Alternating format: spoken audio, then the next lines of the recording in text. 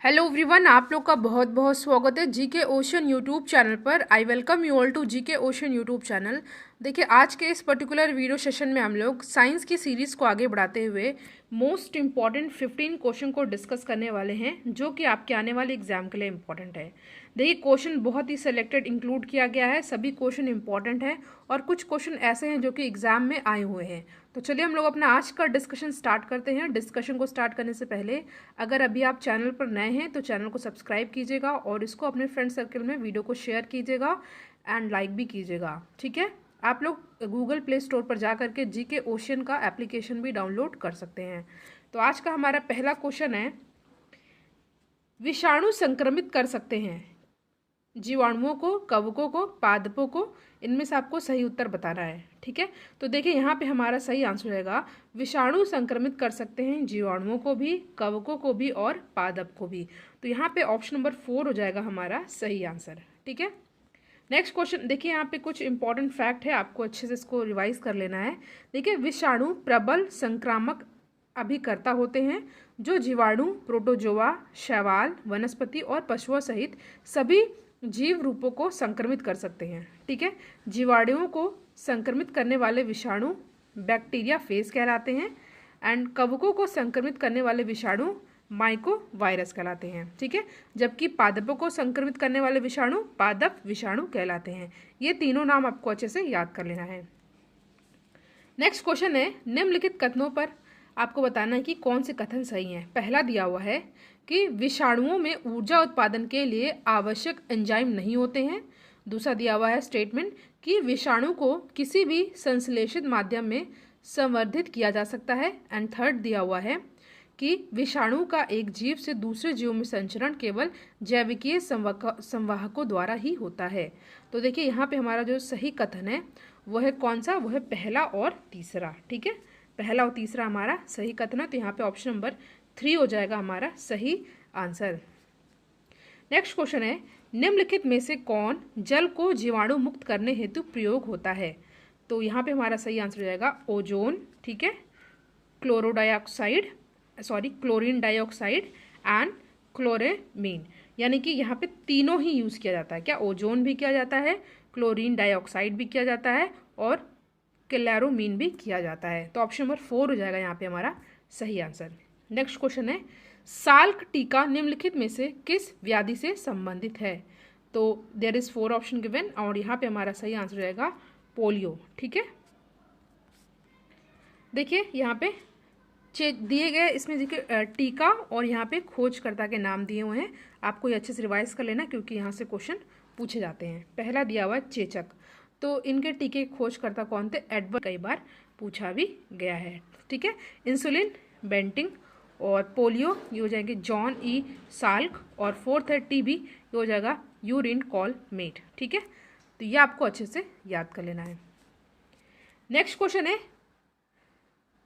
Probiotic खाद्य से संबंध निम्नलिखित कथनों पर आपको विचार करना है, फिर आपको बताना है कि यहाँ पे कौन से कथन सही हैं।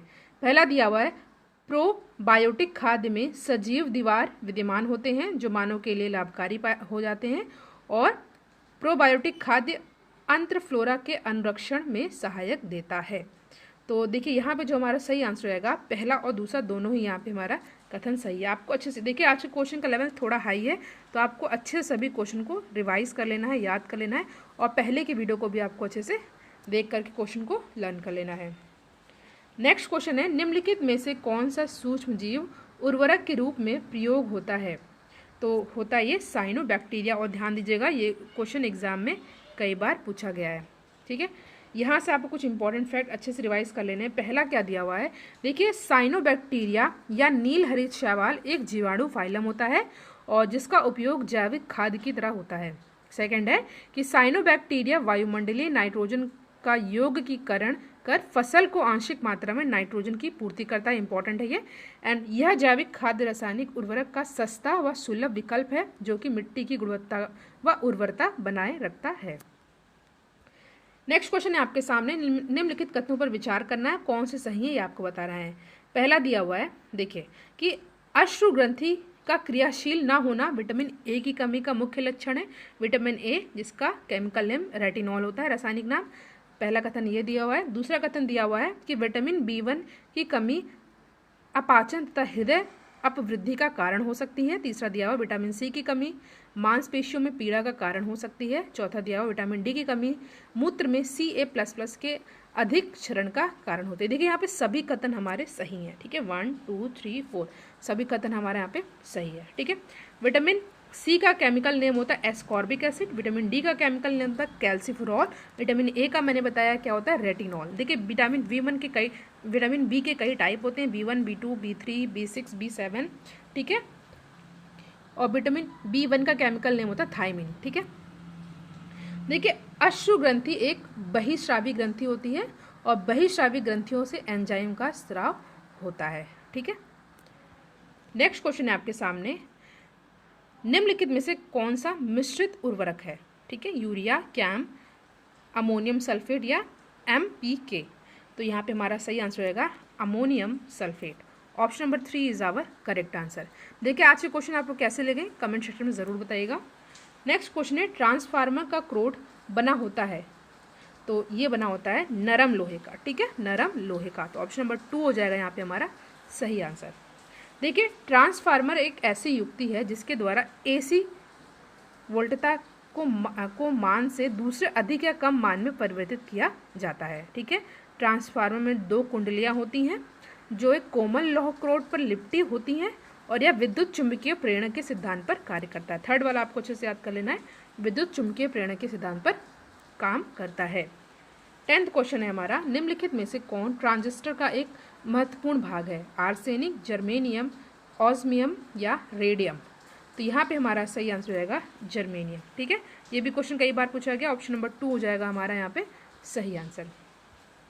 देखिए ट्रांजिस्टर में अर्धचालक के रूप में जर्मेनियम तथा सिलिकॉन का प्रयोग किया जाता है और अर्धचालक की चालकता सामान्य ताप पर चालक एवं विद्युत रोधी प्रदायक के मध्य होती है।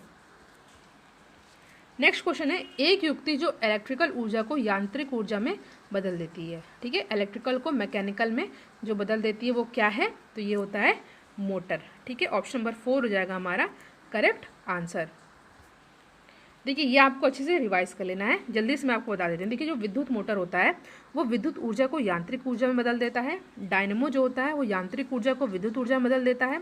मोमबत्ती जो होती है वो रासायनिक ऊर्जा को प्रकाश एवं ऊष्मा ऊर्जा में बदल देती है और माइक्रोफोन ध्वनि ऊर्जा को विद्युत ऊर्जा में बदल देता है और विद्युत सेल रासायनिक ऊर्जा को विद्युत ऊर्जा में, एंड सितार जो होता है वो यांत्रिक ऊर्जा को ध्वनि ऊर्जा में कन्वर्ट कर देता है। ट्यूबलाइट जो है विद्युत ऊर्जा को प्रकाश ऊर्जा में, लाइट एनर्जी में, और सोलर सेल जो है प्रकाश ऊर्जा को विद्युत ऊर्जा में, और विद्युत बल्ब जो है ये विद्युत ऊर्जा को प्रकाश एवं ऊष्मा ऊर्जा में बदल देता है, और जो लाउड स्पीकर होता है ये विद्युत ऊर्जा को ध्वनि ऊर्जा में। देखिए ये मैंने इसलिए आपको पढ़ा क्योंकि ये एग्जाम में पूछे गए हैं इनमें से एक ना एक, तो आपको इसको अच्छे से याद कर लेना है। नेक्स्ट क्वेश्चन है, आँख के किस भाग में अंत बिंदु तथा पीत बिंदु पाए जाते हैं, ठीक है। आपके सामने आप 4 ऑप्शन दे रखा है और यहाँ पे हमारा सही आंसर होगा दृष्टिपटल, ठीक है। देखिए एक्स किरणें के बारे में आपको दिया हुआ है, एक्स किरणें क्या होती हैं। देखिए मैं इसका डायरेक्ट आंसर आपको बता देती हूँ। देखिए एक्स किरणें ये विद्युत क्षेत्र की चुंबकीय क्षेत्र द्वारा विक्षेपित नहीं होती हैं, ठीक है। ऑप्शन नंबर 4 हो जाएगा यहाँ पे हमारा सही आंसर। देखिए रेडियो सक्रिय पदार्थों से निकलने वाली अदृश्य किरणों को रेडियो सक्रिय किरणें कहते हैं, जैसे अल्फा, बीटा एंड गामा, ठीक है। और एक्स किरणों की खोज W.K. रोएटजेन ने की थी।